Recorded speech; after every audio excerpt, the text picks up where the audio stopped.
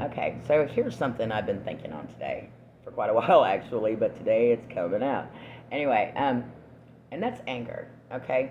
And I really think that there's a lot of things in this world that we're not getting mad enough about, okay? Seriously.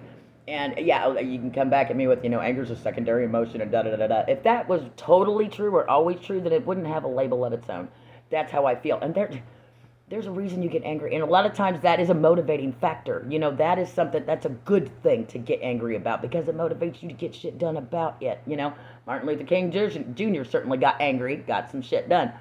Same with a lot of other renegades, that are out there. But it's kind of like, okay, like motivating factor. I get shit clean in my place when I'm angry. I've had friends come over and they take one look and they're like, who pissed you off?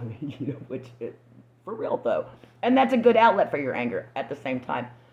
Like, okay, here's another example, like with my dad. There's been a lot of shit going on over the years with my kids that I've been concerned about. And so I'm letting them, it's like, dude, what about this? What about this? Calm down. And then I'm like, calm down. You're not getting mad enough. There's a lot of situations in this world that we're all not getting mad enough about.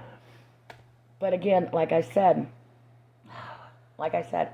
okay, another example is a conversation that I had with a friend. Okay, something that's been going on for a little while with a friend, okay?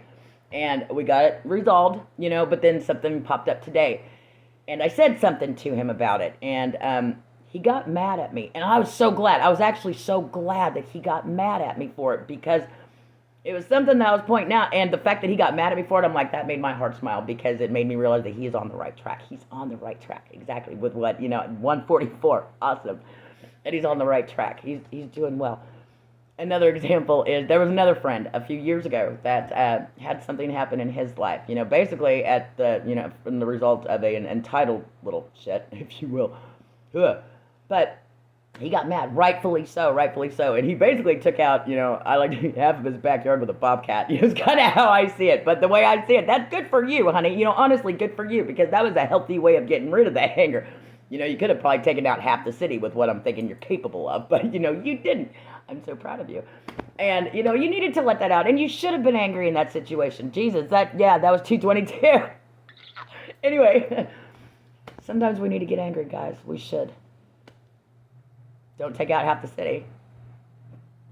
But get angry. I love you.